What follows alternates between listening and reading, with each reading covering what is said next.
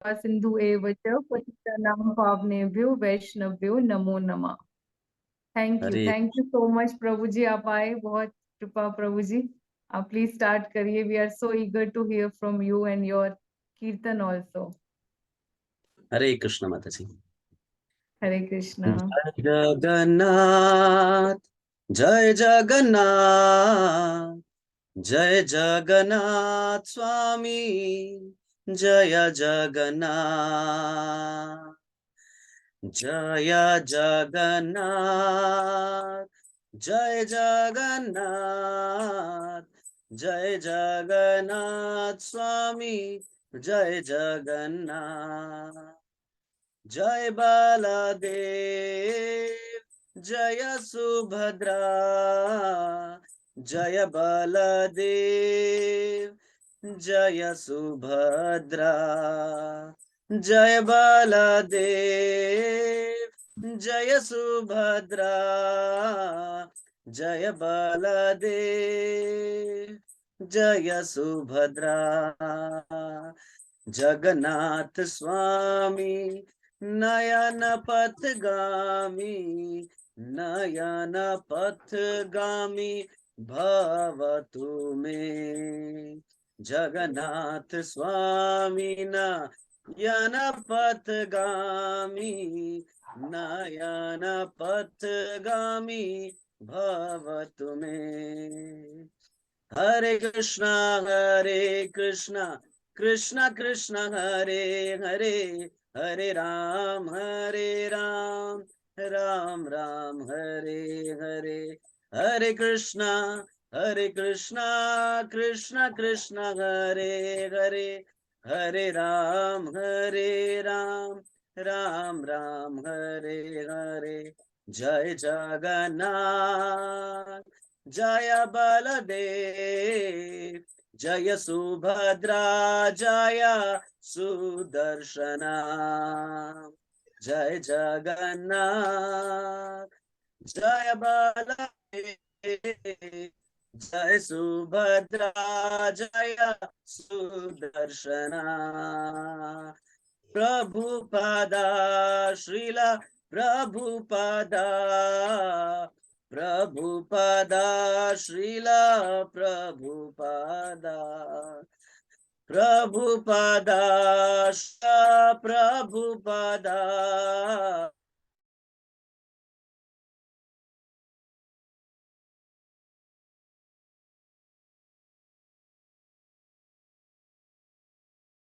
हरि बोल गौर हरि बोल, हरि बोल हरि बोल, हरि बोल गौर हरि बोल। जय ओम विष्णुपाद हंस परिवज्रकाचार्य अष्टोत्तर शत कृष्ण कृपा मूर्ति अभय चरणारविंद भक्ति वेदांत स्वामी श्री प्रभुपाद की जय। ओम विष्णुपाद परमहंस परिवज्रकाचार्य अष्टोत्तर शत श्री श्रीमद भक्ति सिद्धांत सरस्वती ठाकुर प्रभुपाद की, नामाचार्य श्रील हरिदास ठाकुर की, अनंत कोटि वैष्णव वृंद की, श्री श्री जगन्नाथ बलदेव सुभद्रा महारानी प्रभु सुदर्शन की, श्री जगन्नाथपुरी धाम की आने वाली जगन्नाथ रथ यात्रा महा महा महोत्सव की जनताय गौर हरि सीतानाथ प्रेमानंदे, हरि हरि बोल। हरे कृष्णा। नमो विष्णुपादाय कृष्ण पृष्ठाय भूतले श्रीमते भक्ति वेदांत स्वामिन इति नामिने, नमस्ते सारस्वते देवे गौरवाणी प्रचारिणे, निर्विशेष शून्यवादी पाश्चात्य देश तारिणे, जय श्री कृष्ण चैतन्य प्रभु नित्यानंद, श्री अद्वैत गदाधर श्रीवासादि गौर भक्त वृंदा, हरे कृष्णा कृष्ण कृष्णा हरे हरे, हरे राम राम राम हरे हरे।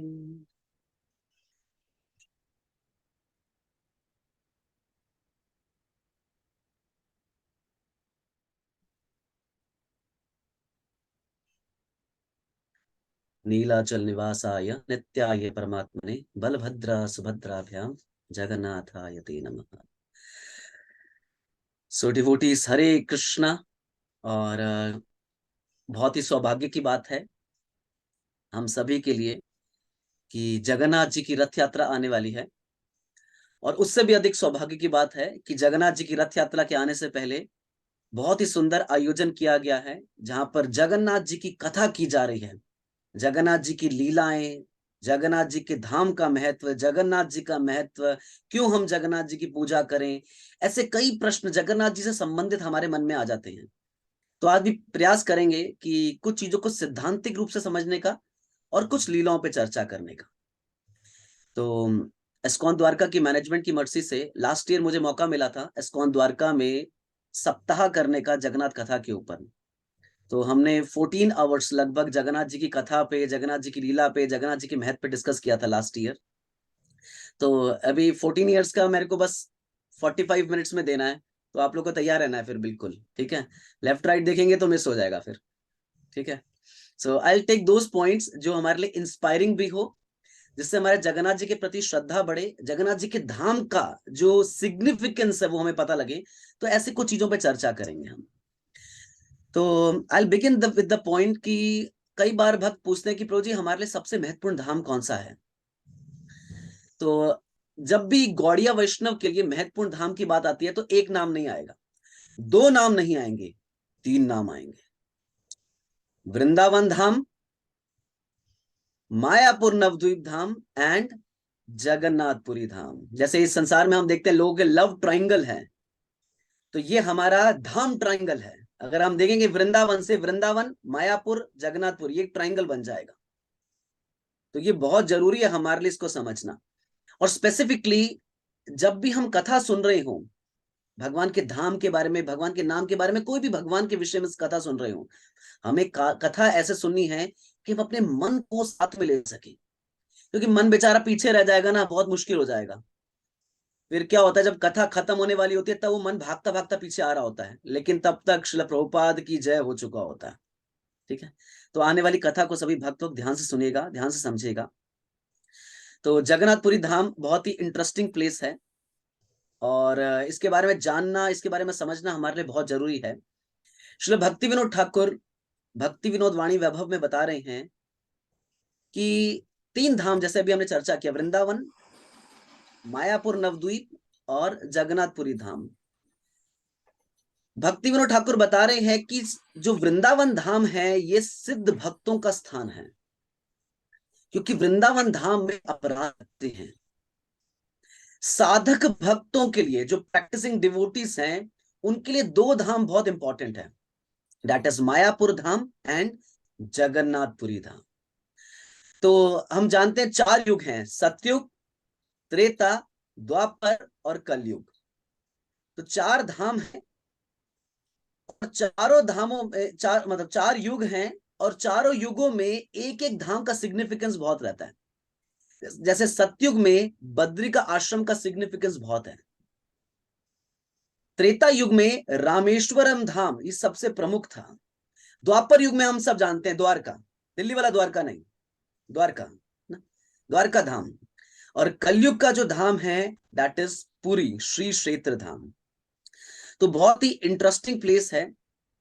तो कई बार लोग वृंदावन में जाते हैं तो वृंदावन में देखते हैं कि वृंदावन में बद्री का आश्रम है, बद्रीनाथ है, वृंदावन में केदारनाथ है, वृंदावन में रामेश्वरम है, सभी तीर्थ है वृंदावन में। लेकिन वहां जाके ढूंढते हैं, कहते हैं यहाँ तो जगन्नाथपुरी तो नहीं है यहाँ पर, क्योंकि जगन्नाथपुरी धाम और वृंदावन धाम इसमें कोई भेद नहीं है, कोई डिफरेंस नहीं है। तो जो जगन्नाथपुरी धाम है जगन्नाथ जी का, इसको कई नामों से जाना जाता है, जैसे सुंदराचल, नीलाचल, पुरुषोत्तम क्षेत्र। एक बहुत अच्छा नाम है दुर्लभ क्षेत्र। दुर्लभ क्षेत्र मतलब बहुत मुश्किल है इस धाम में प्रवेश करना। गुप्त धाम, हिडन प्लेस है ये जो धाम है। और 10 अवतार क्षेत्र भी कहा जाता है। और प्रमुखता जो वैष्णव है इसे श्री क्षेत्र कहते हैं। तो स्कंद पुराण में इसके बारे में बहुत ही सुंदर बताया जा रहा है। इस धाम के बारे में कह रहे हैं, रहस्यम एतद परम विष्णु स्थानम अनुत्तमम। कह रहे हैं this most excellent abode of lord Vishnu known as Jagannathpuri is a great mystery. कह रहे ये जो बहुत ही अद्भुत धाम है भगवान विष्णु का, जिसे जगन्नाथपुरी कहा जाता है, ये अपने आप में बहुत बड़ा रहस्य है। क्योंकि जगन्नाथपुरी धाम का ये नेचर, स्वभाव ये कि रहस्यमय स्थान है, तभी ये दुर्लभ क्षेत्र है, इसमें प्रवेश करना बहुत ही मुश्किल है। अब देखिए धाम का नेचर कैसे, धाम का स्वभाव कैसे होता है कि बलराम जी अपने आप को धाम के रूप में मैनिफेस्ट करते हैं। Balram ji supreme personality of God है, बलराम जी भगवान है, कृष्ण भी भगवान है, लेकिन बलराम जी जो है वो सेवक भगवान है और कृष्ण जो है वो सेव्य भगवान है।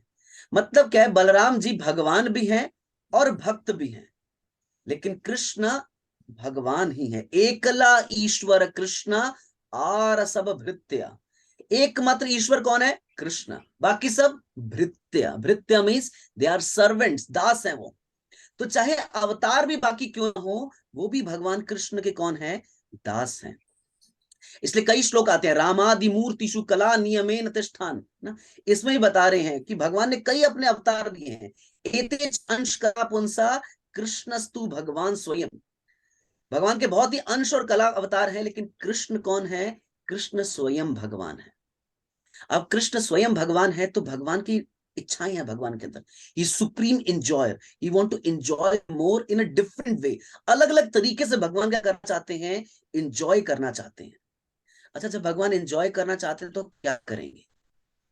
अभी कोई व्यक्ति एंजॉय करना चाहता है, कहता है चलो शिमला चलते हैं, नैनीताल चलते हैं, हिमाचल चलते हैं, अलग अलग स्थान पर जाना चाहता है। भगवान जब एंजॉय करना चाहते हैं तो वो इन स्थानों से तो भगवान का काम चलने वाला है नहीं। तो भगवान क्या करते हैं, जब कृष्ण के अंदर ये मूड आता है कि आई वांट टू एंजॉय, जब भगवान कृष्ण एंजॉय करना चाहते हैं तो भगवान की मूड को समझ के बलराम जी क्या करते हैं, उसी प्रकार के कॉरस्पॉन्डिंग प्लेस में, कॉरस्पॉन्डिंग धाम में बलराम जी क्या करते हैं, अपने आप को मैनिफेस्ट कर लेते हैं। फॉर एग्जाम्पल, जैसे श्री कृष्ण की इच्छा है कि उनको माधुर्य लीलाएं करनी है, स्वीटनेस से भरी हो, रस से भरी हो, तो बलराम जी क्या करते हैं, वृंदावन धाम के रूप प्रकट हो जाते हैं। जब भगवान को ऐश्वर्यमय लीलाएं करनी होती हैं तो भगवान बलराम जी वैकुंठ के रूप में अपने आप को प्रकट कर लेते हैं। और जब भगवान को मिक्स लीलाएं करनी हो तो बलराम जी क्या करते हैं, मथुरा, द्वारका, अयोध्या, इन रूपों में अपने आप को मैनिफेस्ट कर लेते हैं। ब्रह्म संहिता में बहुत सुंदर बता रहे हैं, ब्रह्म संहिता में कह रहे हैं, सहस्त्रम पदम कमलम गोकुलाख्य महत पदम तत्कर्णिकारम तद्धामम तद अनंतम च संभवम। बता रहे हैं ये जो गोकुल धाम है, क्योंकि सुप्रीम एबोर्ड है भगवान का, ये किस प्रकार से है, ये एक लोटस पेटल की तरह है, एक कमल के समान है। और ये किसने बनाया है? बता रही है, it is created by Balaram. Balaram ही ने इसे मैनिफेस्ट किया है। जैसे कई बार लोग धाम में जाते हैं, ये क्लैरिटी बहुत जरूरी है। तो जैसे मैं भक्तों को लेके गया था वृंदावन धाम, तो मैंने बताया वृंदावन धाम में 3 योग पीठ हैं। राधा कृष्ण सुबह सुबह मिलते हैं गुप्त कुंड वृंदा कुंड, दोपहर में मिलते हैं राधा कुंड, और शाम को मिलते हैं गोविंद देव जी मंदिर। 3 योग पीठ हो गई भगवान की। अब एक बेचारा भक्त जो चल चल के थक गया था, वो सोचता है कि अरे प्रभु जी, मतलब नंदगांव से चलो गुप्त कुंड तो पार, गुप्त कुंड से राधा कुंड 20, 22, 25 किलोमीटर, फिर वहां से वृंदावन धाम 30 किलोमीटर, फिर वापस नंदगांव 40-50 किलोमीटर। कह रहे भगवान तो चलते ही रहते होंगे पूरे दिन। कैसे सफाई करी? नहीं, मैं वैसे कह रही हूँ, मतलब आई थिंक कोई भक्त ऐसे होने चाहिए जो पीछे से मैनेज कर सके। पीछे से कुछ भक्त लोग बहुत इनसेंसिटिव होते हैं, जो कि अपना माइक ऑन करके घर की बातें करते हैं, पिंकी माता जी, आर यू देयर? उनको समझ भी नहीं आ रहा होता। जी जी माता जी, यस तो जी। ऐसे लोगों को सबको डिस्कनेक्ट कर देना चाहिए, प्लीज, क्योंकि वॉइस डिस्कनेक्ट हो रही होती है। सॉरी सॉरी प्रभु जी। जी नहीं, एक तो मेरे को ये लगता है कि डबल वॉइस में वॉइस क्लैरिटी चले जाती है।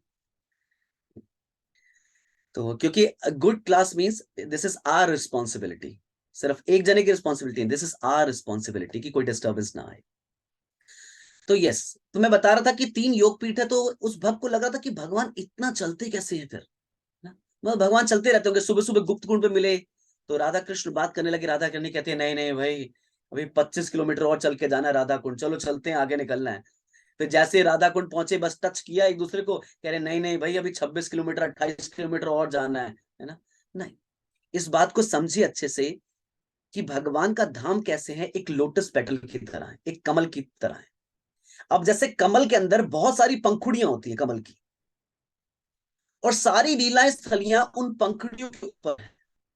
तो जब भगवान की इच्छा होती है कि उन्हें एक लीला स्थली से दूसरी लीला स्थली जाना है, तो धाम कौन है? धाम स्वयं बलराम जी हैं। जब कृष्ण की इच्छा है कि उनको एक लीला स्थली से दूसरी लीला स्थली जानी है, जो बलराम जी हैं वो अपने आप को अनफोल्ड कर देते हैं।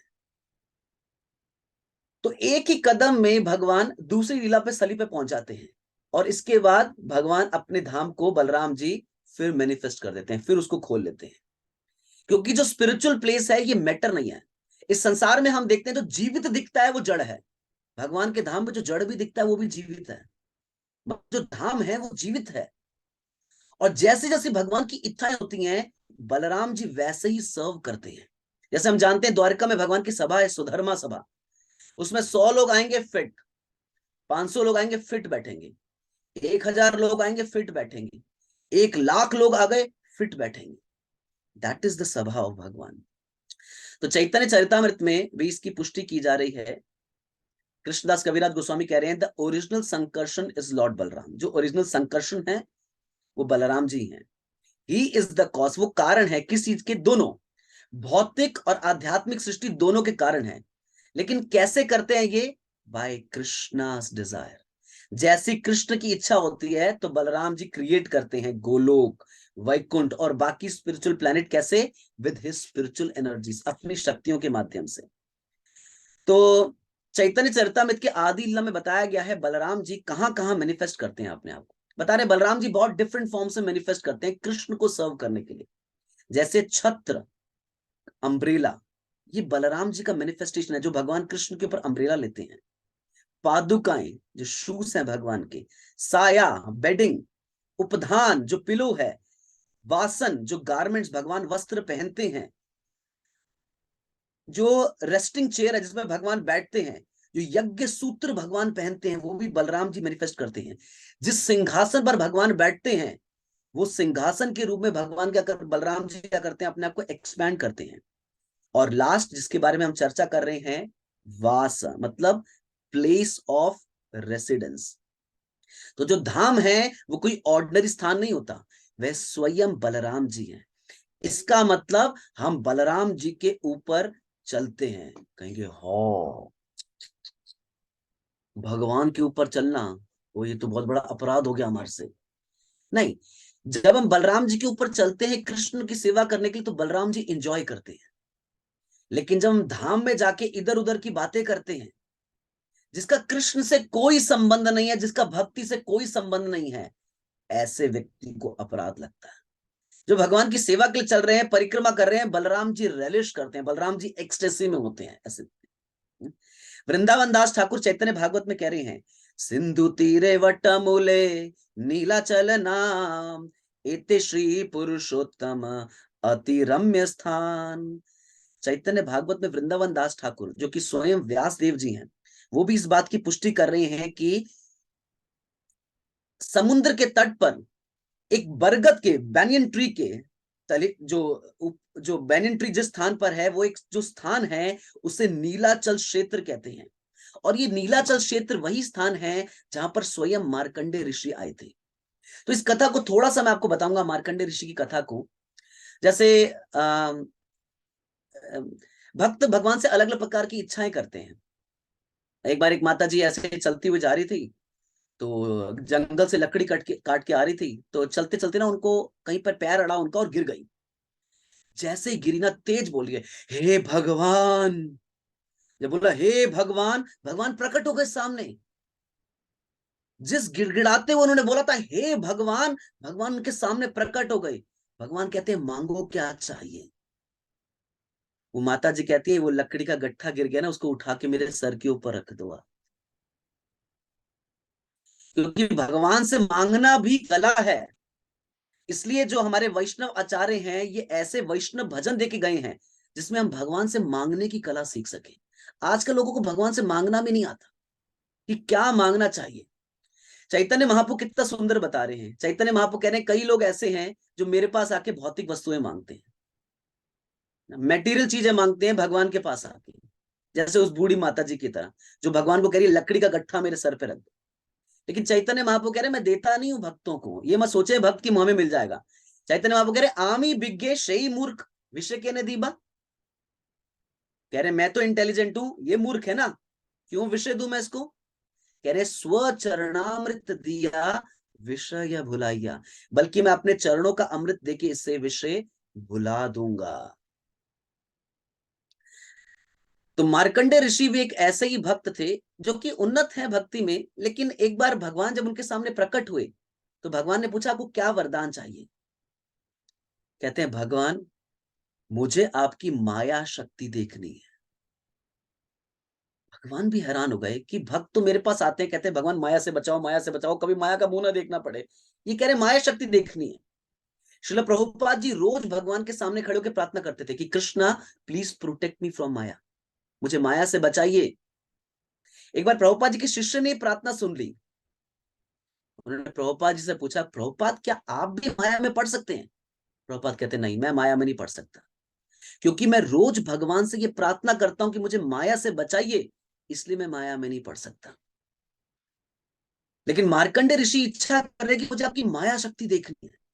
भगवान ने पूछा आर यू श्योर, कहते हैं यस। भगवान ने बोला ठीक है तथास्तु।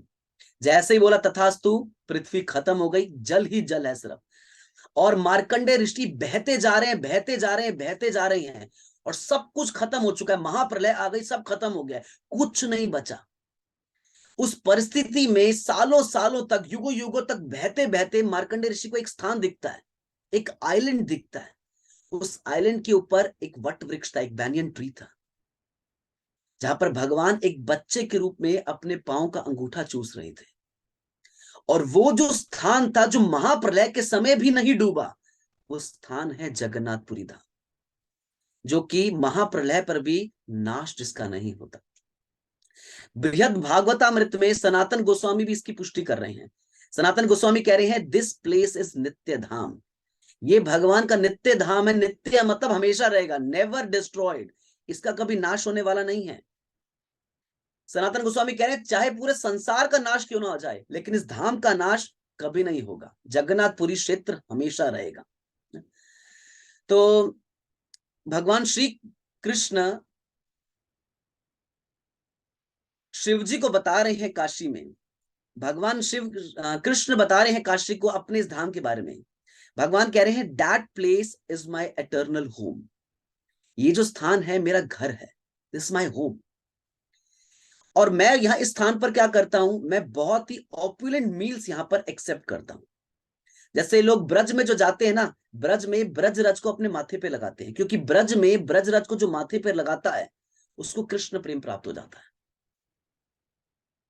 नवद्वीप में कोई व्यक्ति हरि नाम संकीर्तन करता है, हरे कृष्णा कृष्णा कृष्णा हरे हरे, हरे राम राम राम हरे हरे। अगर नवद्वीप में जाके कोई नाम संकीर्तन करता है उसको कृष्ण प्रेम प्राप्त होता है।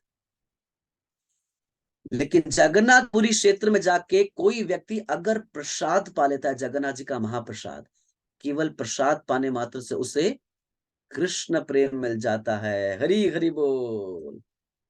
कई लोग कहते हैं भक्ति ना प्रभु जी इम्प्रैक्टिकल है, क्या इम्प्रैक्टिकल है इसमें, प्रसाद पाना इम्प्रैक्टिकल है?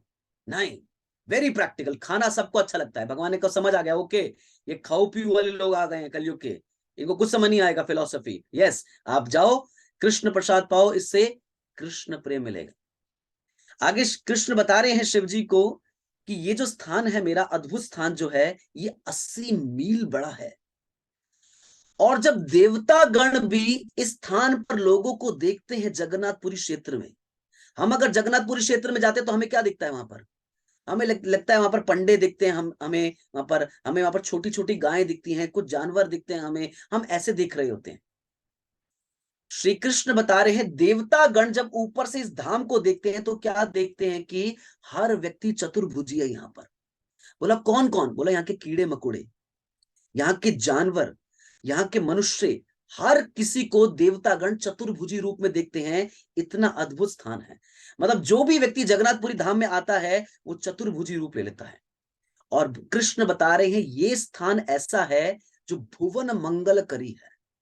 मतलब क्या है, जगन्नाथपुरी क्षेत्र के होने मात्र से पूरे ब्रह्मांड में ऑस्पिशियसनेस फैल रही है, मंगल फैल रहा है। ये शक्ति है इसकी। तो बृहद भागवतामृत में सनातन गोस्वामी बता रहे हैं कि ये धाम इतना ऑस्पिशियस है कि अगर देवतागण किसी गधे को भी इस धाम में देखते हैं तो उनको वो गधा भी चतुर्भुजी रूप में दिखता है। और सनातन गोस्वामी कह रहे हैं कोई भी व्यक्ति एक बार जो जगन्नाथपुरी क्षेत्र चले गया वो दोबारा कभी जन्म नहीं लेगा, उसको कभी दोबारा जन्म नहीं लेना पड़ेगा। ये इस धाम का महत्व है।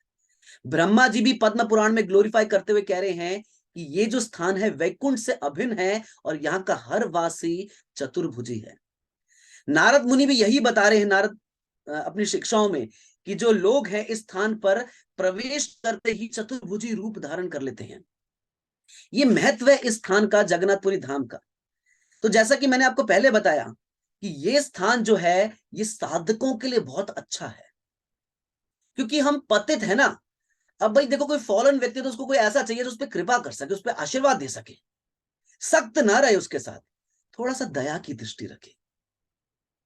वृंदावन दास ठाकुर कह रहे हैं ये सबसे पावरफुल स्थान है भजन करने के लिए जगन्नाथपुरी। कोई पूछे क्यों, कैसे, बताओ, एक्सप्लेन करो, कैसे पावरफुल स्थान है। हमारा तो भजन में रुचि नहीं होती, हमारी तो सोने में रुचि है, हमारे तो खाने में रुचि है। बोला खा खा के कृष्ण प्रेम मिलेगा। वृंदावन दास ठाकुर बता रहे हैं कि कोई व्यक्ति यहां पर आके अगर लेट जाता है, जैसे हम आए ना, जैसे मान लो बस से उतरे, भुवनेश्वर से आए, बस से उतरे, थोड़ा थकान हो गई, एक बार बेड पे लेट गए, बस जैसे कोई व्यक्ति लेटता है स्थान पर, जगन्नाथ जी देखते हैं कि ये मुझे दंडवत प्रणाम कर रहा है, उसको दंडवत प्रणाम करने का फल दे देते हैं।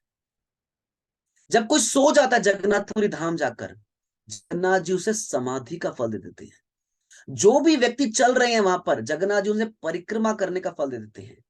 और किसी भी प्रकार की कोई व्यक्ति बात क्यों ना करे, किसी भी प्रकार की, मतलब चाहे आध्यात्मिक या भौतिक भी क्यों नहीं, कोई व्यक्ति भौतिक चर्चा भी यहां पर कर रहा है, जगन्नाथ जी उसे हरि कथा करने का लाभ दे देते हैं। देखिए कितना सुंदर धाम।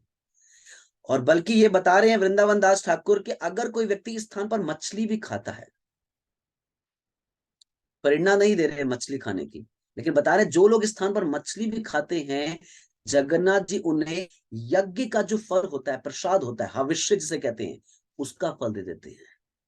हालांकि भक्ति सिद्धांत सरस्वती ठाकुर प्रभुपाद इसकी कमेंट्री में कह रहे हैं ये सब बातें उन लोगों के लिए एप्लीकेबल है जो इस बात को जानते नहीं है।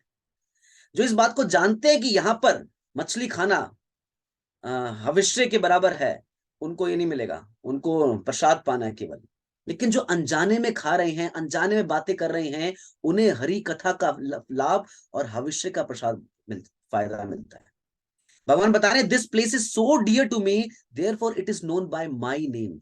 ये मुझे इतना प्रिय है इसलिए मेरे नाम से मैंने इसका नाम रखा है, पुरुषोत्तम क्षेत्र। और भगवान कह रहे हैं जो भी व्यक्ति यहाँ पर आता है, यहाँ पर रहता है, he becomes like me, मेरे जैसा बन जाता है। हमारे आचार्य बता रहे हैं यमराज जी का कोई स्थान नहीं है यहाँ पर, कोई उनका ज्यूरिसडिक्शन ही नहीं चलता है यहाँ पर, बस कोई अधिकार नहीं है उनका यहाँ पर। तभी देखिए जगन्नाथपुरी में जो रिक्शे भी बाहर चल रहे होते हैं ना, उसके पीछे भी लिखा होता है कालिया हिसाब करो छो। जो कालिया है ना वो सबका हिसाब कर रहे हैं। मतलब यहाँ का जो हिसाब किताब मेंटेन करना है वो यमराज जी के पास नहीं है।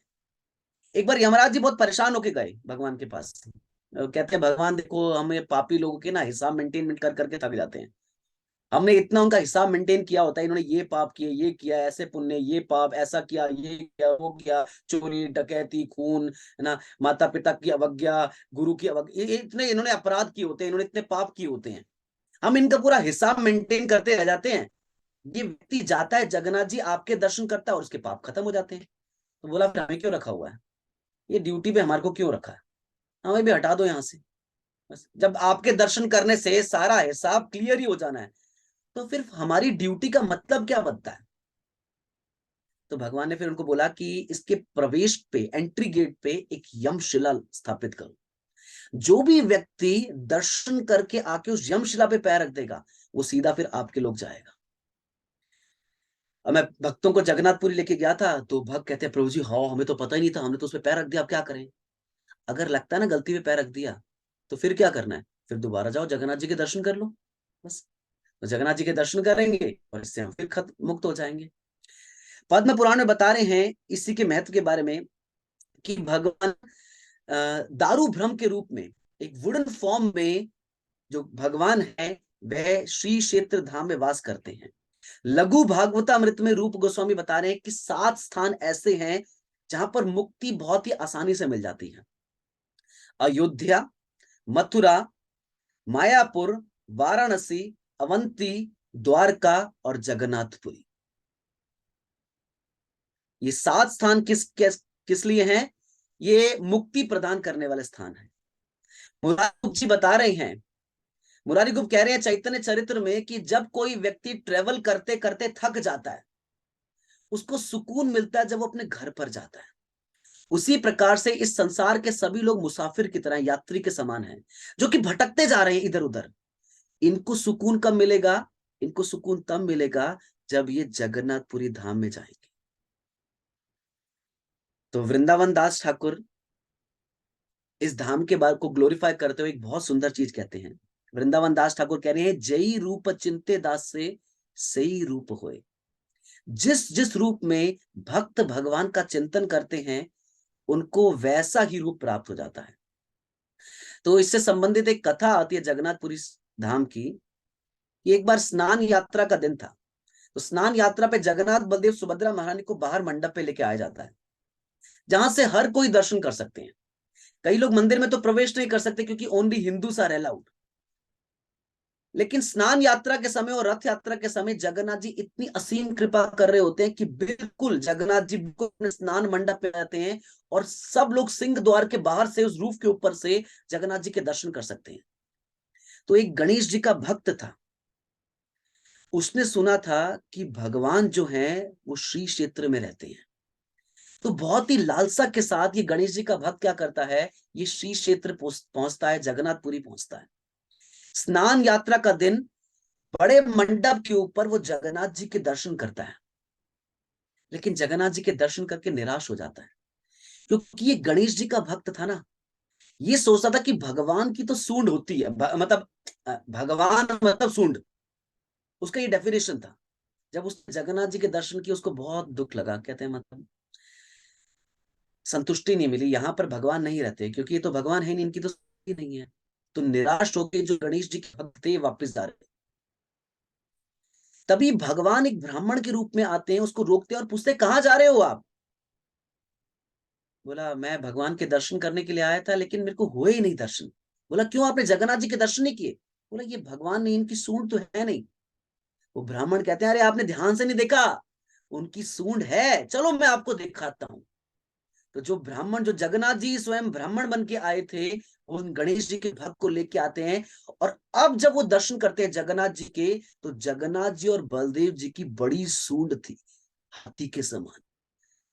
और वृंदावन दास ठाकुर को स्थापित कर रहे हैं, जई रूप चिंते दास से सही रूप होए। जिस जिस रूप में भक्त चिंतन करता है, वैसे ही रूप में भगवान उसे दर्शन करते हैं। जगन्नाथ जी के जो दर्शन है बहुत ही अद्भुत दर्शन है, बहुत ही अद्भुत।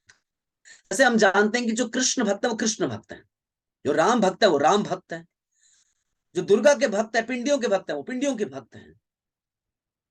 जो ब्रह्मा विष्णु महेश की उपासना करते हैं वो सिर्फ ब्रह्मा विष्णु महेश की उपासना करते हैं। लेकिन जगन्नाथ जी ऐसे नहीं है। जगन्नाथ जी कलयुग के हिसाब से एकदम परफेक्ट है। बोला पूछे क्यों? इनकी पूजा हर कोई करता है। रथ यात्रा के समय जो शंकराचार्य हैं वो भगवान की आरती करते हैं, जगन्नाथ जी की। बोला आप भगवान की क्यों आरती करते हो? आप तो भगवान के रूप में विश्वास नहीं करते ना। तो मायावादी कहते हैं कि शास्त्र कह रहे हैं कि भगवान के ना हाथ हैं ना पांव हैं। तो ये जगन्नाथ जी एकदम परफेक्ट बैठते हैं इस फिटिंग के साथ, क्योंकि इनके ना हाथ हैं ना इनके पांव हैं। वैष्णव में जब रामानंदी वैष्णव दर्शन करते हैं, तो भगवान राम के रूप में दर्शन करते हैं जगन्नाथ जी के। श्री वैष्णव जब दर्शन करते हैं, तो वो जगन्नाथ जी के नारायण रूप में दर्शन करते हैं। और गौड़िया वैष्णव जब दर्शन करते हैं तो वो श्याम सुंदर रूप में दर्शन करते हैं, क्योंकि ऐसे ही दर्शन श्री चैतन्य महाप्रभु ने भी की थी। जो स्कॉलर्स हैं, जो बुद्धिस्ट हैं, वो जगन्नाथ जी को बुद्ध मानते हैं, ये बुद्ध हैं। जो क्रिश्चियंस हैं वो जगन्नाथ जी को जीसस मानते हैं, क्योंकि जीसस क्राइस्ट जगन्नाथपुरी धाम में रहा करते थे, और ये भी कहा जाता है कि वो पुरी मंदिर में भी रहे थे। जो देवियों के उपासक हैं वो जगन्नाथ, बलदेव, सुभद्रा महारानी की पिंडियों की तरह सेवा करते हैं। माँ लक्ष्मी, माँ सरस्वती और माँ काली, वो इस रूप में सेवा करते हैं। इनफैक्ट मैं भी कृष्णा कॉन्शियसनेस में आने से पहले अपने घर पे एक लेमिनेशन की सेवा क्या करता था, सबसे ऊपर रखता था, क्योंकि मैं भक्ति में जुड़ने से पहले दुर्गा जी का भक्त था। तो मैं रोज उस फोटो को बिल्कुल क्लीन किया करता था, मेरे को लगता था कि पिंडियां हैं ये। बाद में जब मैं भक्ति करने पहुंचा, मैं पहली बार मंदिर गया और मैंने वहां पर दर्शन किए जगन्नाथ, बलदेव, सुभद्रा महारानी के। मैंने कहा भाई इस इन्हीं की तो सेवा मैं बचपन से कर रहा हूं। तो जिनकी पिंडियों के रूप में सेवा कर रहे थे वो जगन्नाथ, बलदेव, सुभद्रा महारानी है। अच्छा, ब्रह्मा, विष्णु, महेश के जो भक्त हैं वो भी सेवा करते हैं जगन्नाथ जी की, क्योंकि उनका लॉजिक देखिए कितना अच्छा है।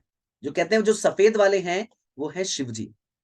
क्या प्रमाण है? इनके पीछे पार्वती माता बैठी है, बिमला देवी। जो बीच वाले हैं वो है ब्रह्मा जी, मतलब क्या प्रमाण है? इनके पीछे इनकी पत्नी बैठी है, सरस्वती देवी। और बोला जो काले वाले हैं वो है विष्णु। बोला क्या प्रमाण है? बोला इनके पीछे ही बिल्कुल इनकी पत्नी है, लक्ष्मी देवी। इसलिए कौन है? ब्रह्मा, विष्णु और महेश है। तो जो ब्रह्मा, विष्णु, महेश की पूजा करने वाले हैं वो भी जगन्नाथ जी की सेवा करते हैं। और जगन्नाथ जी को ना सिंबल भी माना जाता है। आप जानते हैं जब ब्रिटिशर्स आए थे ना पूरी क्षेत्र, उन्होंने पहली बार रथ यात्रा के दर्शन किए थे, तो उन्होंने अपनी डिक्शनरी में एक वर्ड ऐड किया, जगरनॉट। क्योंकि उस समय भक्त जोर जोर से चिल्ला रहे थे, जय जगन्नाथ, जय जगन्नाथ, जय जगन्नाथ। अब इनको एग्जैक्टली तो समझ नहीं आया, और फिर थोड़ा उड़िया एक्सेंट भी होता है, तो उनको लगा ये जो जय जगरनाथ का मतलब है, जगरनाथ शब्द का मतलब बहुत बड़ा, बहुत विशाल कुछ अगर हो तो उनको क्या कहते हैं? जगरनाथ, क्योंकि उन्होंने जगन्नाथ जी की रथ यात्रा देखी थी उन्होंने। इनफैक्ट मैं एक बार मायापुर में था और मेरे एक डिवोटी फ्रेंड थे, तो उनके घर में कुछ लेबर काम कर रही थी जो मुस्लिम थी। तो वो जगन्नाथ रथ यात्रा के दिन आते हैं मेरे फ्रेंड के पास और कहते हैं आज हमें छुट्टी चाहिए। बोला क्यों, आज क्या है? बोला आज जगन्नाथ जी की रथ यात्रा है। बोला लेकिन आप तो मुस्लिम हैं, आपको जगन्नाथ जी से क्या मतलब? कहते हैं जगन्नाथ जगत के नाथ हैं, ये सबके नाथ हैं। और वैसे भी कुरान में क्या लिखा है? अल्लाह देखने में काला है और जगन्नाथ जी देखने में काले हैं, श्याम वर्ण के हैं। इसलिए जगन्नाथ जी सबके साथ परफेक्ट बैठते हैं। यही भगवान भगवत गीता में कह रहे हैं, ये यथा माम प्रपदन्ते तांस तथैव भजामि हम। जिस जिस मात्रा में हम भगवान का भजन करते हैं, भगवान कह रहे हैं आई रेसिप्रोकेट अकॉर्डिंगली। इसलिए जगन्नाथ जी के विग्रह से और जगन्नाथपुरी के धाम के बराबर और कोई स्थान नहीं है और कोई विग्रह नहीं है। बद्रिक आश्रम है ना, बताया जाता है कि भगवान बद्रीनाथ में क्या करते हैं? बद्रीनाथ में भगवान क्या करते हैं? तपस्या करते हैं। रामेश्वरम में भगवान क्या करते हैं? विश्राम करते हैं, रेस्ट करते हैं। अभी हम देखिए साउथ इंडिया जाते हैं तो कई विग्रह वहां पर जो विश्राम कर रहे हैं। भगवान अनंत शेष की शैया पे लेटे हुए हैं भगवान। द्वारका में भगवान क्या करते हैं? मैनेज करते हैं ना, वो मैनेजमेंट, क्योंकि भगवान की सुधर्मा सभा थी वहां पर। अच्छा, पूरी क्षेत्र में भगवान क्या करते हैं? पूरी क्षेत्र में भगवान क्या करते हैं? प्रसाद पाते हैं, भोग स्वीकार करते हैं। तो कितना धाम का महत्व है। और देखिए जगन्नाथ जी की पूजा का, जगन्नाथ जी के धाम का एक बहुत महत्व ये भी है, कई ऐसे गौर भक्त हुए हैं जो कभी वृंदावन गए ही नहीं, वो हमेशा जगन्नाथपुरी में ही रहे। विशेष रूप से जो 3.5 मुख्य पार्षद बताए जाते हैं चैतन्य महाप्रभु के, 3.5 मुख्य पार्षद मतलब राय रामानंद, स्वरूप दामोदर गोस्वामी, शिखी महिती और हाफ माधवी देवी के लिए इस्तेमाल किया जाता है। तो ये 3.5 मुख्य पार्षद बताए गए हैं गौर सुंदर के। ये 3.5 मुख्य पार्षद कभी वृंदावन गए नहीं, ये हमेशा पुरी में ही रहे हैं। हरिदास ठाकुर को चैतन्य महाप्रभु ने स्थान जगन्नाथपुरी में दिया। कनाय कौनते, इनको स्थान चैतन्य महाप्रभु ने पुरी में दिया। और गदाधर पंडित जो कि स्वयं श्रीमती राधा रानी है, इन्होंने क्या किया? पुरी में क्षेत्र संन्यास लिया। क्षेत्र संन्यास मतलब कभी ये स्थान छोड़कर दोबारा नहीं जाएंगे। ये इस धाम का महत्व है। तो पुरी क्षेत्र अद्भुत धाम है, अद्भुत। लेकिन पुरी क्षेत्र को समझना हर किसी के बस की बात नहीं है।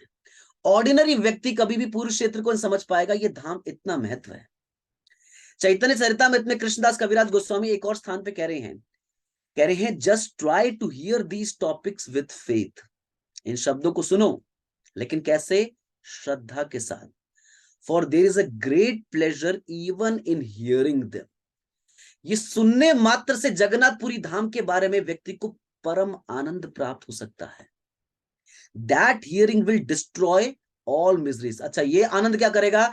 जो भी मिजरीज है ना हमारे हृदय में, जो कष्ट हैं, दुख हैं हमारे अंदर, जिनसे हम परेशान हैं, ये उनको डिस्ट्रॉय कर देगा, तबाह कर देगा। चाहे वो कष्ट हमारे शरीर से आ रहा है, मन से आ रहा है, या जैसे मर्जी क्यों नहीं आ रहा है, किसी दूसरे जीव से क्यों नहीं आ रहा है, ये उसको तबाह कर देगा। And the happiness of false argument as well.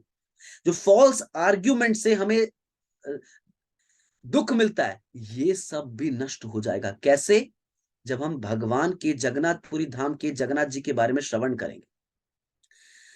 हमारे आचार्य बता रहे हैं कि जब चैतन्य महाप्रभु यहाँ पर कुंड के वृक्षों के दर्शन करते थे, गार्डन्स के जूस के दर्शन किया करते थे।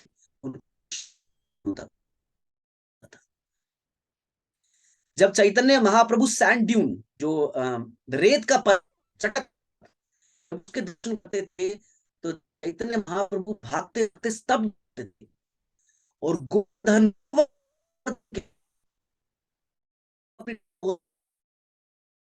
गोवर्धन है। अरे बाबा, महाप्रभु अज्ञानता में नहीं है। महाप्रभु को लगता था गोवर्धन है। गौर सुंदर कभी अज्ञानता में नहीं है, महाप्रभु कभी अज्ञानता में नहीं रहते। तो जगन्नाथपुरी क्षेत्र में वृंदावन है, गोवर्धन है, और महाप्रभु जब समुद्र को देखते थे तो महाप्रभु को यमुना की मेमोरीज ताजी हो जाती थी। और ये सोचते हुए श्री चैतन्य महाप्रभु पूरे श्री क्षेत्र में भ्रमण किया करते थे। इनफैक्ट चैतन्य महाप्रभु जब पहली बार जब वो जगन्नाथपुरी आए तो उन्होंने दूर से एक चक्र के दर्शन किए, और जैसे ही दूर से चक्र के दर्शन किए, भागना शुरू किया। भागते जा रहे हैं, प्रणाम कर रहे हैं, फिर भाग रहे हैं, फिर बेहोश हो रहे हैं, फिर खड़े हो रहे हैं, फिर कोशिश कर रहे हैं, फिर बेहोश हो रहे हैं, प्रणाम कर रहे हैं। ऐसे करते करते वो जगन्नाथ जी के दर्शन के लिए पहुंचे। और जैसे ही जगन्नाथ जी के दर्शन करते हैं, उनके अंदर ये इच्छा होती है कि मैं आलिंगन कर लूं जगन्नाथ जी की। आलिंगन करने के लिए जैसे ही पास पहुंचते हैं और जगन्नाथ जी का नाम लेने लगते हैं, तो जग्गा जग्गा जग्गा बोलते हुए बेहोश हो जाते हैं, पर जगन्नाथ नहीं बोल पाते। यही जगन्नाथ शब्द श्रीमती राधा रानी ने जब रथ यात्रा पे दर्शन किए थे जगन्नाथ जी के, तो राधा रानी ने बोला था। हालांकि भगवान के प्राइम नेम्स और सेकेंडरी नेम्स हैं, और जगन्नाथ सेकेंडरी नेम में आता है, प्राइम नेम में नहीं आता, क्योंकि जगत के नाथ। लेकिन क्योंकि राधा रानी ने ये शब्द बोला है, इसलिए ये प्राइम नेम है। राधा रानी टोंट कसते हुए सरकास्टिकली कृष्ण को कहती है कि आप तो जगत के नाथ हैं, हमें कैसे भूल गए हैं? हम ब्रज में आपकी प्रतीक्षा कर रहे हैं, आप हमें कैसे भूल गए? चलो, हम आपको कुरुक्षेत्र से वृंदावन लेके चलेंगे, चलो जगन्नाथ चलो, है ना? तो ये नाम दरअसल राधा रानी के मुख से निकला, इसलिए प्राइम नेम है। तो ये जो जगन्नाथपुरी क्षेत्र है, जगन्नाथपुरी धाम है, ये अद्भुत धाम है। इसकी तुलना द्वारका से की गई है, इसलिए रथ यात्रा भी इसी मूड में होती है कि गोपियां कृष्ण को कुरुक्षेत्र से, द्वारका से वृंदावन लेके जा रही हैं। लेकिन द्वारका और वृंदावन के मूड में बहुत अंतर है। द्वारका में देखो, द्वारका में ब्राह्मण गण जो है वो भगवान कृष्ण को ग्लोरीफाई करते हैं, स्तवों के साथ, स्तुतियों के साथ ग्लोरिफिकेशन करते हैं। लेकिन वृंदावन में कृष्ण को कोई ग्लोरीफाई नहीं करता। वृंदावन में गोपियां भर्त्सना करती हैं, क्रिटिसाइज करती हैं, निंदा करती हैं कृष्ण की, और कृष्ण को ज्यादा एंजॉयमेंट मिल रहा होता है। गोपियों की निंदा से, मतलब गोपियों की निंदा उनको ज्यादा बेटर लगती है वो स्तवों से। द्वारका में भगवान के पास राजभवन है, वृंदावन में भगवान के पास कुंज लताएं हैं, जो कि लताएं ना क्रीपर्स की बनी हुई लताएं, बेडिंग्स वगैरह हैं, जो कि बहुत ही सिंपल हैं, लेकिन भगवान को यहाँ आनंद मिलता है।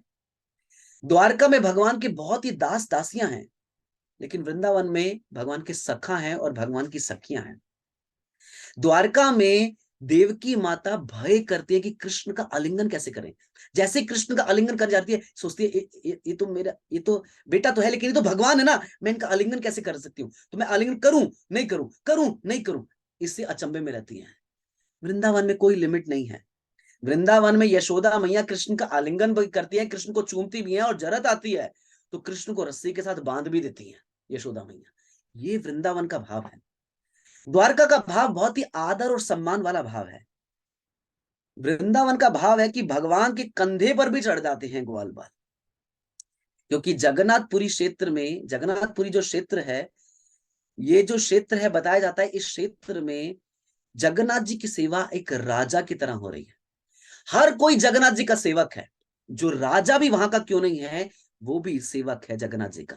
जो वहां के गजपति राजा होते हैं, ये प्रूव करने के लिए कि जगन्नाथ जी ही टॉप मोस्ट हैं, यही राजा हैं, इसलिए रथ यात्रा में झाड़ू मारते हैं, एक भंगी का काम करते हैं, छोटी सेवा करते हैं। किस लिए? सबको ये बताने के लिए कि ये प्रभु हैं और हम दास हैं, we are servant.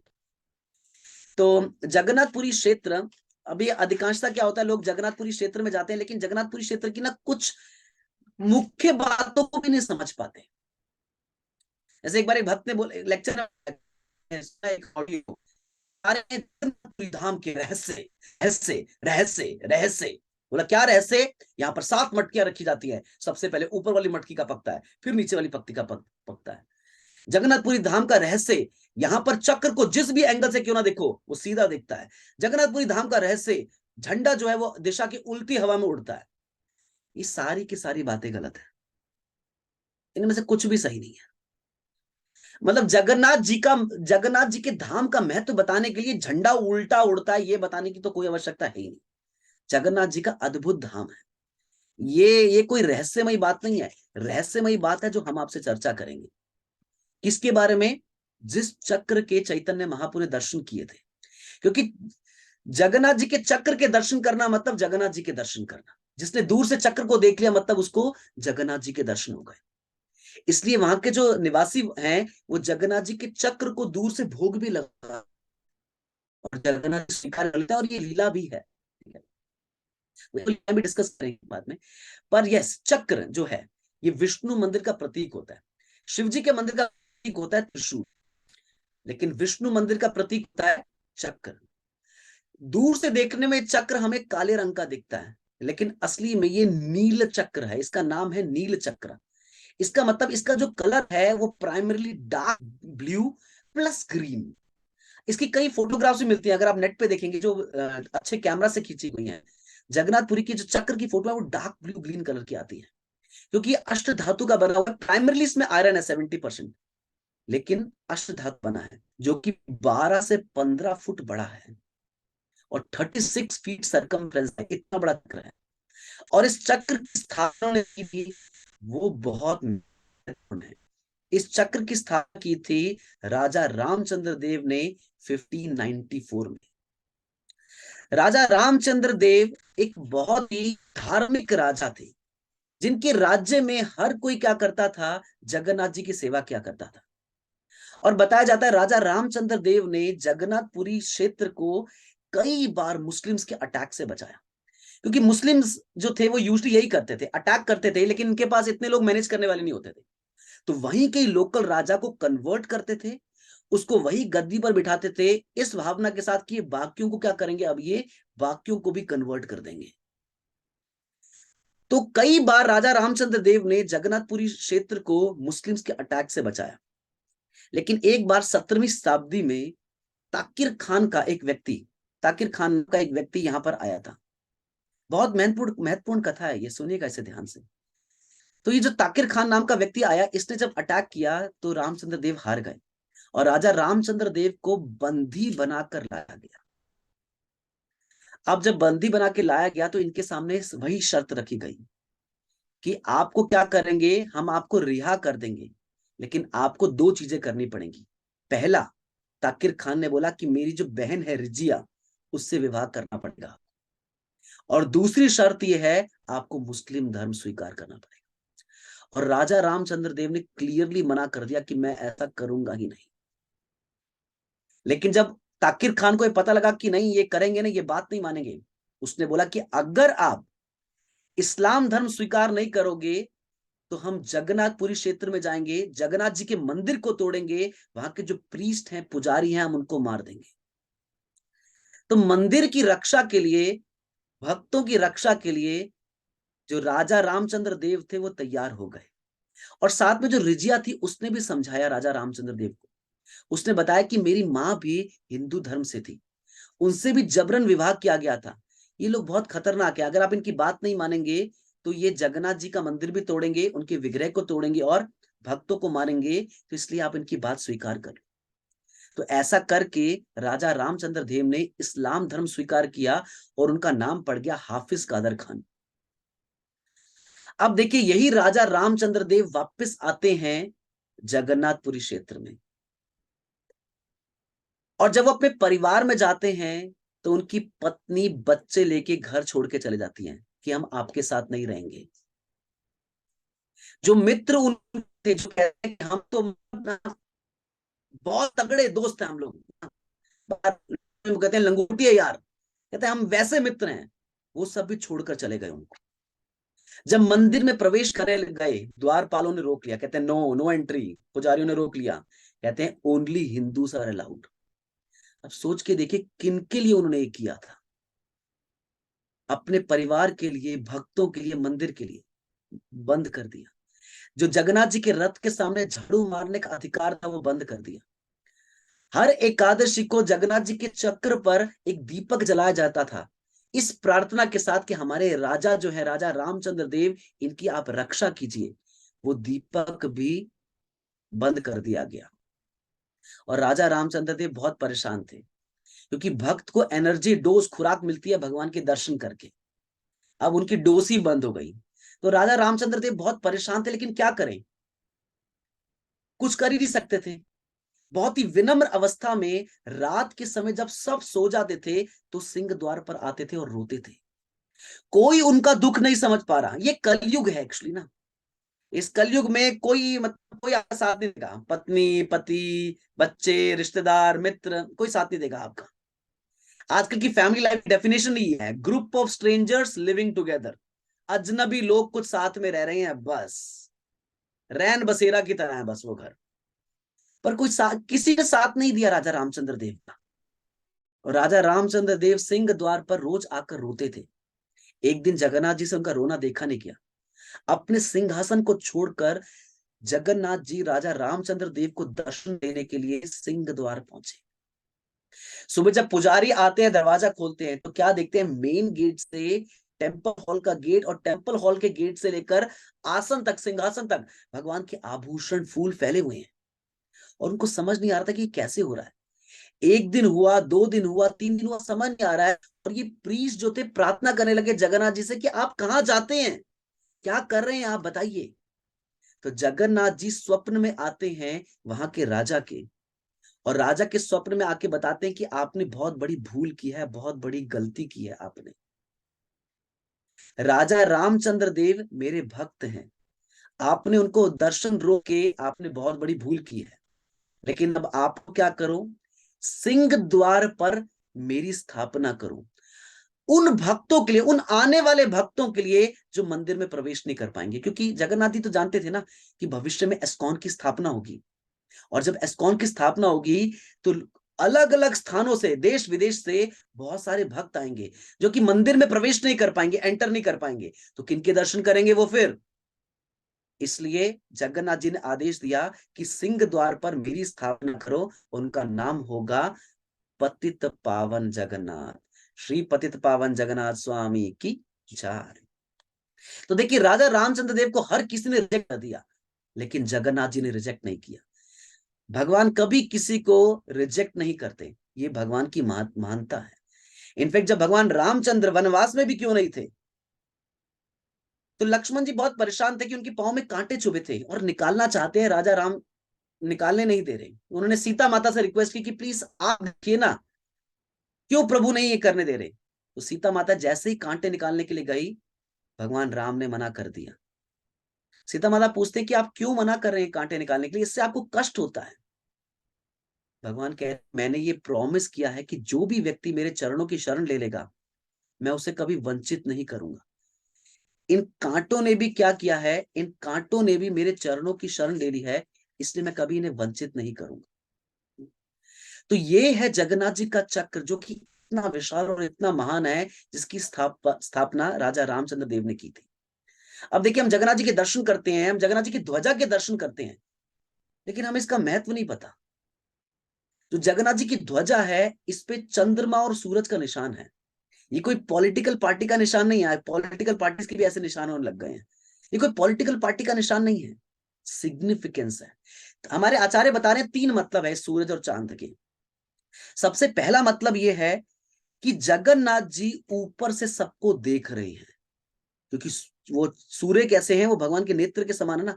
Jagannath ji सबको देख रहे हैं, ये पहला मतलब है। सेकंड, दूसरा इसका मतलब यह है कि जगन्नाथ जी हमारे संरक्षक हैं, हमारे गार्जियन हैं। कब कब? Both in day and night, क्योंकि सूरज भी है और चंद्रमा भी है। तो दिन और रात दोनों समय जगन्नाथ जी क्या है? हमेशा हमारे संरक्षक है, हमारे गार्जियन है। तीसरा, जगन्नाथ जी का रूल, जगन्नाथ जी का शासन कब तक चलेगा? बता रहे हैं, जब तक, इस ध्वजा पे सूर्य चंद्र का मतलब है कि जब तक सूरज और चांद चमक रहे हैं, तब तक जगन्नाथ जी का शासन जो है वो चमकता रहेगा। तो ये उस ध्वजा का मतलब है। श्रील प्रभुपाद जी कहते थे, सिंह चक्र मीन्स हमने डायरेक्टली भगवान के दर्शन कर लिए। और चैतन्य महाप्रभु जब वो हरिदास ठाकुर को उन्होंने स्थान दिया बकुल वृक्ष के नीचे, जो आज सिद्ध बकुल के नाम से हम जानते हैं, तो जब चैतन्य महाप्रभु ने उन्हें स्थान दिया, तो चैतन्य महाप्रभु ने बोला कि रोज यहां से आप क्या करना, चक्कर के दर्शन करना, क्योंकि चक्कर के दर्शन करना जगन्नाथ जी के दर्शन के बराबर माना जाता है। जगन्नाथ जी भक्तों के फ्रेंड हैं। भगवान भगवत गीता में कह रहे हैं, सुहृदम सर्वभूतानाम, I am friend of everyone. हमें लगता है मेरा बेस्ट फ्रेंड मेरी क्लास का है, मेरे ऑफिस का है, मेरे कॉलेज का है, मेरा पड़ोसी है। कोई मित्र नहीं है हमारा, एक ही मित्र है हमारे, वो है जगन्नाथ जी। बस जगन्नाथ और जगन्नाथ जी के जो भक्त हैं, यही हमारे मित्र हैं। तो एक बार जाजपुर स्थान पर सूखा पड़ गया, और जब जाजपुर स्थान पर सूखा पड़ा, तो लोग अपने मित्रों के पास जाने लगे, संबंधियों के पास जाने लगे, ताकि कुछ खा सके। खाने के लिए कुछ नहीं था उनके पास। तो वहां पर एक व्यक्ति थे जिनका नाम था मोहंती। तो ये मोहंती जो आए थे जाजपुर से, इनको समझ नहीं आ रहा था कि मैं क्या करूं। इनकी पत्नी पूछती कि क्या आपका कोई फ्रेंड नहीं है जिनके पास हम जा सके थोड़े दिनों के लिए? तो मोहंती सोचते, कहते हाँ मेरा फ्रेंड तो है, चलो हम अपने फ्रेंड के पास चलते हैं। तो मोहंती क्या किया, अपने अपने दोनों ने अपने बच्चों को गोद में उठाया और जगन्नाथपुरी आ गए। तो उस दिन एकादशी का दिन था, बहुत भीड़ थी। तो मोहंती ने सोचा कि मुझे अभी भगवान को डिस्टर्ब नहीं करना चाहिए। तो साउथ गेट पे वो को किचन का जो पानी है बह के आता है, चावलों का जो पानी है बह के आता है, वो उस स्थान पर आ गए, जिसे पेजा नाला कहते हैं। तो ये जो बचा हुआ पानी आता है, जो धोते हैं चावलों को, जो पानी बह के जाता है, यहां पर आके मोहंती लेट गए अपने बच्चों के साथ। लेकिन बच्चों को बहुत भूख लग रही थी, माता जी को बहुत भूख लग रही थी। लेकिन इन्होंने सोचा कि आज मैं अपने मित्र को डिस्टर्ब नहीं करूंगा, क्योंकि बहुत सारे गेस्ट आए हुए हैं घर पे आज, कल मैं बात करूंगा उनसे। और जगन्नाथ जी को पता लगा कि मेरे मित्र आए हैं, जगन्नाथ जी सिंहासन पर व्याकुल हो रहे हैं कि मुझे अपने फ्रेंड से मिलने जाना है, मुझे अपने फ्रेंड से मिलने जाना है, मुझे मोहंती से मिलने जाना है। इतने सारे लोग हैं, मैं कब जाऊंगा, मैं कब जाऊंगा? जगन्नाथ जी विचार बना रहे हैं। इस तरफ बच्चे रो रहे थे, तो उन्होंने क्या किया, उस पेजा नाला से कुछ पानी इकट्ठा किया, सफेद पानी जो चावल को धो के निकलता है, और उसको पी के उन्होंने सोचा कि अभी इसी से पेट भर लेते हैं, कल कुछ खाएंगे। जैसे ही रात हुई और सब लोग चले गए, किवाड़ बंद हो गए, जगन्नाथ जी ने अपनी ही सोने की थाली ली, अपना ही प्रसाद बहुत सारा परोसा उसके ऊपर, और एक ब्राह्मण के रूप में पहुंचे मोहंती के पास कि ये आपके लिए है, जगन्नाथ जी ने भेजा है। तो बहुत ही प्रसन्न हुए मोहंती इससे, उन्होंने पेट भर के खाया। बोला प्लेट कैसे देंगे? बोला वो गेट है ना, साउथ गेट, वहां पर हम खड़े हुए आपको मिलेंगे, आप मुझे दे दीजिएगा। लेकिन खाने में थोड़ा टाइम लग गया, दर्शन खुलने का समय हो गया था, तो जगन्नाथ जी चले गए। अब मोहंती सोच रहे कि प्लेट का क्या करूं, थाली का मैं ना। तो उन्होंने सोचा कि सोने की थाली चोरी ना हो जाए, मेरे फ्रेंड की है ना, चोरी ना हो जाए। तो अपने सर के नीचे तकिया बनाकर सो गए रात को। सुबह सुबह पुजारी आए, उन्होंने गेट खोला, भोग लगाने के लिए थाली ढूंढ रहे हैं, थाली नहीं है जगन्नाथ जी की। राजा को बात पता लगी, राजा ने प्रीस्ट को डांटना शुरू किया कि जगन्नाथ जी का स्थान सामान नहीं संभाल सकते आप। हर तरफ सैनिकों को भेजा गया कि जाओ ढूंढो जगन्नाथ जी की थाली कहाँ है। सोना इंपॉर्टेंट नहीं था, पर जगन्नाथ जी की थाली थी ना। आराधना नाम सर्वेशाम विष्णु और आराधना परम तस्मात् परतरम देवी तदीया नाम सम अर्चनम। जो भगवान की यूज की हुई आइटम्स हैं वो उतनी ही वर्शिपेबल है जितने भगवान वर्शिपेबल हैं। मतलब अगर हम भगवान का बेड है उस पर पाँव नहीं रख सकते, उसको टाप नहीं सकते, उतना ही वर्शिपेबल है जितने भगवान वर्शिपेबल है। भगवान की बांसुरी उतनी ही वर्शिपेबल है जितने भगवान वर्शिपेबल है। भगवान के वस्त्र उतने ही वर्शिपेबल है जितने भगवान वर्शिपेबल है। और भगवान के भक्त उतने ही वर्शिपेबल हैं जितने भगवान वर्शिपेबल हैं। तो राजा ने भेजा हर तरफ ढूंढने के लिए। ढूंढते ढूंढते हर तरफ जब कोई लोग आए तो उन्होंने देखा ये व्यक्ति सो रहा है और कुछ चमक रहा है इसके सर के पीछे। ऐसे ना जन्माष्टमी पे एक ओरा बना देते हैं, चक्र घूमता रहता है कुछ कुछ कुछ कुछ कुछ कुछ करके। तो ऐसे इतनी बड़ी थाल लेके मोहंती सो रहे थे। तो उनको समझ ही नहीं आया कि ये चोरी किया इसने। वो लेके गए उनको और बंदी बना दिया उनको और मारा मोहंती को। जब उन्होंने मोहंती को मारा उस रात जगन्नाथ जी राजा के स्वप्न में आए और राजा की छाती पर चढ़ गए और राजा को कहते हैं जगन्नाथ जी की तू बता, तेरा कोई दोस्त आता है घर पर तो उसको उनको अपनी थाली में खिलाता नहीं है? अगर मैंने अपने दोस्त को अपनी थाली में खिला दिया तो तेरे को क्या दिक्कत है? अभी मेरे मित्र को रिहा कर और उनको एक अच्छा स्थान दे रहने के लिए। जब राजा स्वप्न से जागा और उन्होंने जगन्नाथ जी का ये रूप देखा, राजा ने तुरंत रिहा किया और साउथ गेट जिस स्थान पर जगन्नाथ जी बंधु मोहंती बंधु मोहंती बंधु मोहंती कह के चला रहे थे कि कहां है मेरा फ्रेंड, बंधु मीन्स फ्रेंड, मेरा फ्रेंड मोहंती कहां पर है, जहां चिल्ला रहे थे उसी स्थान पर राजा ने बंधु मोहंती के लिए घर बनवाया ताकि जगन्नाथ जी को कष्ट ना हो। और पूरा एश्योर किया कि जगन्नाथ जी का महाप्रसाद रोज बंधु मोहंती के परिवार के पास पहुंचे, क्योंकि जगन्नाथ जी के मित्र है ना। ये जगन्नाथ स्वामी है, ये उनकी फ्रेंडशिप है। इस संसार का व्यक्ति धोखा देगा, गारंटीड देगा, क्योंकि बद जीव के अंदर आदत है चीटिंग प्रोपेंसिटी की, वो तो चीट करेगा करेगा, लेकिन जगन्नाथ जी चीट नहीं करेंगे कभी भी। इसलिए अगर बेस्ट फ्रेंड किसी को बनाना है तो जगन्नाथ जी को बनाना चाहिए।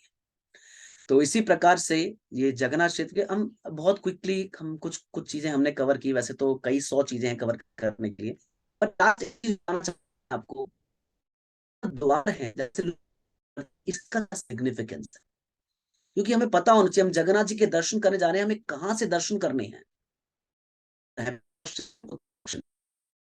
मुझे कौन सी बड़ी बात बता, ईस्ट द्वार है नहीं, पूर्व की नहीं है, द्वार पे हस्ती हाथी बने हुए, दक्षिण बने हुए, व्याघ्र बाघ शेर बना हुआ, प्रतीक है सिंह द्वार धर्म और बल का प्रतीक है। इस द्वार से कौन लोग प्रवेश करना बताते हैं? भगवत सेवा की भावना रखने वाले शुद्ध भक्ति के इच्छुक सिंह द्वार। तो जिस द्वार से हम लोग प्रवेश करते हैं वो सिंह द्वार है। जब सिंह द्वार से प्रवेश, लेफ्ट राइट बड़े बड़े शेर बने हुए हैं, सामने पतित पावन जगन्नाथ स्वामी हैं, और ऊपर भी कभी ध्यान दीजिए जय और विजय बने हुए हैं। और जय और विजय का बहुत ही यूनिक डीटी है। ऐसे डीटीज के दर्शन मैं छत्तीसगढ़ गया था, मैंने वहां भी किए, जहां पर जय विजय के हाथ में शंख चक्र गदा और पद्म लोटस की जगह माला है। तो जो भी इस द्वार से प्रवेश करते हैं जय विजय उनको पहले ही बता रहे हैं कि ये है भक्ति का तरीका। लोग कहते हैं माला क्यों करें, माला पे करके क्या होगा? जय विजय माला पे माला करते हैं भगवान। वो नहीं कहते अंदर अंदर चलता रहता है, सौ में चलता रहता है, नहीं, माला के ऊपर भगवान का नाम जप करते हैं, हरे कृष्णा कृष्ण कृष्ण हरे हरे, हरे राम राम राम हरे हरे। तो ये भक्तों प्रवेश करने का स्थान है। और रथ यात्रा के समय जगन्नाथ जी के डीटीज यहीं से ही आते हैं और यहीं से ही वापस जाते हैं। तो ये जो सिंह द्वार है ये धर्म का प्रतीक है। दूसरा द्वार है हस्ती द्वार। हस्ती द्वार मतलब उत्तर द्वार। ये जो द्वार है ये मोक्ष का, वैराग्य का प्रतिनिधित्व है। नव कलेवर के समय जो लकड़ी है जगन्नाथ जी के नए विग्रह बनने की लकड़ी इसी गेट से अंदर आती है। और बताया जाता है इस गेट से, हस्ती द्वार से देवी देवता गण आते हैं भगवान के दर्शन करने के लिए। तो जो सिंह द्वार था वो भक्ति के इच्छुकों का दर्शन करने का गेट है, वहां से वो प्रवेश करते हैं। हस्ती द्वार से देवतागण प्रवेश करते हैं, अश्व द्वार से राजा महाराजा लोग प्रवेश करते हैं, राजा पुरुषोत्तम देव, जितने भी गजपति राजा हैं, राज परिवार हैं, वो लोग इस गेट से प्रवेश करते हैं। हालांकि बताया जाता है, हमारे आचार्य शास्त्र में बता रहे हैं कि जो रानियां हैं, क्योंकि रानियों को राज परिवार से कोई मतलब ही नहीं होता, उनकी तो रुचि जगन्नाथ जी की सेवा थी, इसलिए रानियां जो होती थी वो सिंह द्वार से प्रवेश करती थी, क्योंकि वो भक्ति की इच्छुक थी। तो वैसे जो अश्व द्वार है, ये राज परिवार के एंटर करने का गेट है। और ये जो स्थान है, ये समृद्धि, यश, धन का प्रतिनिधित्व करता है। मतलब क्या है, ये अर्थ का प्रतिनिधित्व करता है। और इसी गेट पे, जैसे मैंने बताया आपको, पेजा नाला है जहां पर बंधु मोहंती रहा करते थे। और चौथा गेट है बाग। इस गेट से, जो कि काम का द्वार है, इस गेट से काम का द्वार है, इसलिए इस गेट से तांत्रिक साधु, अघोरी साधु, या फिर जो देवी देवदासियां थी, वो इस गेट से एंटर करती हैं, क्योंकि ये जो गेट है काम का प्रतिनिधित्व करता है। तो इसलिए कई लोग जगन्नाथपुरी क्षेत्र में जाते हैं और उनको लगता है कि नहीं नहीं, ये तो भीड़ के समय भीड़ निकालने के लिए 4 द्वार बने। बिल्कुल नहीं, हर गेट का पर्पस है, ध्वजा का पर्पस है, चक्र का पर्पस है, एवरीथिंग हैज अ पर्पस। तो मंदिर ऐसे नहीं बनाया गया जगन्नाथ जी का, ये बहुत ही सुंदर, बहुत ही अद्भुत और बहुत ही रहस्यमय मंदिर है। अब हालांकि इस रहस्यमय मंदिर के और भी कई रहस्य हैं, लेकिन अभी इतना समय नहीं है हमारे पास, क्योंकि ऑलरेडी 111 हो चुके हैं, 111 हो गया है, तो हम यहीं पर ही विराम देंगे।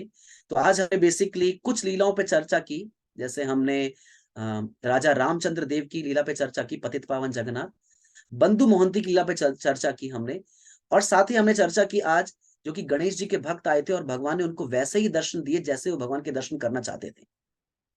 और साथ ही आज हमने चक्र का, ध्वजा का, द्वार का, इनका सिग्निफिकेंस जाना, और विशेष रूप से जो जगन्नाथपुरी क्षेत्र है, इसका क्या महत्व है, यहाँ पर भक्ति कितनी सरल सहज रूप में हमें मिल सकती है, हमने इन विषयों पे चर्चा की।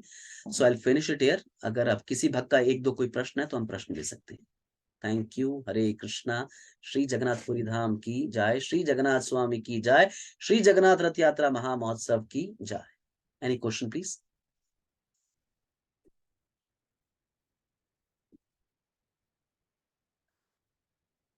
ओके, वंदना माता जी, आपका हाथ खड़ा हुआ है, प्लीज प्रश्न पूछिए।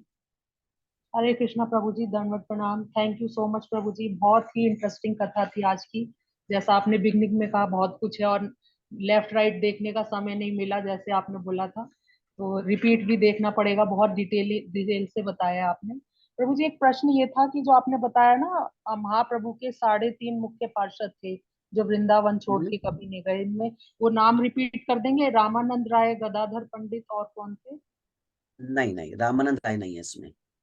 3.5 मुख्य पार्षद हैं चैतन्य महाप्रभु के। राय रामानंद, अच्छा, राय राम, स्वरूप दामोदर गोस्वामी, शिखी महिती और माधवी देवी, ये लास्ट 3.5 को। मुख्य पार्षद। माधवी देवी ओके, जी। और वृंदावन धाम छोड़ के कभी नहीं गए, ये नहीं बोला, जगन्नाथपुरी क्षेत्र के अलावा कहीं हाँ नहीं सर, गए जगन्नाथ, यस सर, जी, ठीक। क्योंकि जगन्नाथ कथा कर रहे हैं ना हम लोग। हाँ, वो मैंने उल्टा इसलिए बोल दिया, आपने कहा था वृंदावन कभी नहीं गए ये लोग। हाँ हाँ, जगन्नाथपुरी क्षेत्र, वृंदावन कभी गए नहीं है। हाँ हाँ, यही। ठीक है प्रभु, थैंक निष्ठा भक्ति माता जी, निष्ठा भक्ति माता जी, पहले मैं पूछना यू। चाहूंगा कि मेरी वॉइस क्लियर आ रही थी डिवोटीज को, क्योंकि कभी कभी वीडियो हैंग कर जाता है, लेकिन आई होप वॉइस सबको क्लियर आ रही हो। यस प्रभु जी, वॉइस क्लियर थी, वीडियो बीच बीच में हैंग हो रहा था थोड़ा सा मेरी तरफ से। ओके ओके बहुत माता जी, सुंदर जी प्रभु माता जी, जी। बहुत आपने बहुत अच्छा सिद्धांत भी सब बताया और लीला भी बहुत अच्छे से कवर करी। और मुझे भी यही लग रहा है कि आपको अभी हमें वही 14 आवर्स वाला सप्ताह देना चाहिए, तभी पूरा होगा अच्छा डिटेल में, हम तभी कर पाएंगे। नेक्स्ट टाइम से आई विल मेक श्योर कि हम वैसे ही प्लान करें। माता जी वो ऑलरेडी यूट्यूब पे है, वो कोई छुपा हुआ थोड़ी है, सब जाके सुन सकते हैं। 7 क्लासेस लास्ट ईयर जगन्नाथ रथ यात्रा से पहले। ये बस वो लाइव का और ज्यादा आनंद होता है क्योंकि इसमें हम अलर्ट रहते हैं। हाँ ये तो है, यस दैट्स ट्रू। जी माता जी, क्या प्रश्न है आपका? तो यही प्रभु जी, जो एक तो माता जी को आपने कहा कि 3.5 associates of Lord Chaitanya Mahaprabhu, तो इसमें ये जो हाफ एसोसिएट है वो माधवी देवी के लिए यूज हुआ है। जी जी, तो इसके पीछे रीजन क्या है? कोई ऐसा रीजन नहीं है इसके पीछे। 3 प्रभु हैं और एक माता जी हैं, इसलिए माता जी को हाफ की तरह काउंट किया बस। कोई ऐसा रीजन नहीं है इसके पीछे, नो रीजन। बस ये एक हमारे आचार्यगण बता रहे हैं, 3.5 मुख्य पार्षद जो हैं चैतन्य महाप्रभु के, क्योंकि माता जी हैं इसलिए उनको हाफ की तरह काउंट किया गया है। बट इसमें कोई रीजन ढूंढने की हमें आवश्यकता है नहीं इसमें। इट इज ये मुख्य, ये प्राइम पार्षद हैं भगवान के, इस पे हमें फोकस करना है। चैतन्य महाप्रभु के ये प्राइम संगीगण हैं, 3.5 मुख्य पार्षद हैं जी। एक प्रभु जी, Jagannathpuri is also called the university of Braj prem. Okay, तो ऐसा क्यों कहा जाता है? माता जी वैसे ये टर्म मैंने पहली बार सुना है, बट क्या होता है कई बार स्पीकर जब बोलते हैं ना तो उनका कुछ अपना रियलाइजेशन होता है शास्त्र पढ़ने के बाद, तो उनके हिसाब से बताते हैं। मैं इसको यूनिवर्सिटी ऑफ ब्रज प्रेम इसलिए समझ पाऊंगा क्योंकि ब्रज का प्रेम क्या है वो हम यहाँ से सीख सकते हैं। ब्रज में तो हमें अपराध लगते हैं अगर हम भूल करेंगे। जगन्नाथपुरी क्षेत्र ऐसा स्थान है जहां पर कोई अपराध नहीं है, इसलिए प्रेम पाने का ये सबसे सेफेस्ट प्लेस है, सबसे सुरक्षित स्थान है ये प्रेम पाने का। तो शायद इस इंटेंशन से उन भक्त ने बताया हो जिन्होंने भी पहले बताया, university of Braj Prem. Nice thing. Okay, thank you Prabhu, thank you so much. बहुत सुंदर, आपका जी। बहुत बहुत आभार प्रभु जी। इतने छोटे समय में आपने हमें सब कुछ पूरा पैकेज दे दिया। So glad, thank you so much. Thank you. Hare Krishna माता जी। वाञ्छाकल्पतरुभ्यश्च कृपासिन्धुभ्येव च पतितानां पावनेभ्यो वैष्णव्यो नमो नमः। अनंत कोटि वैष्णव वृंद की जय, श्रील प्रभुपाद की जय, हिज ग्रेस रविलोचन प्रभु की जय। All glories to the assembled devotees, Hare Krishna. All glories to the assembled devotees, Hare Krishna. All glories to the assembled devotees, Hare Krishna. All glories to Guru and Gaurang. Srila Prabhupada ki jai. गॉड प्रेमानंदे। Hari Hari Hare Hari Hare. Hari. Hare Krishna. Thank you, Prabhu. Thank you. Hare Krishna.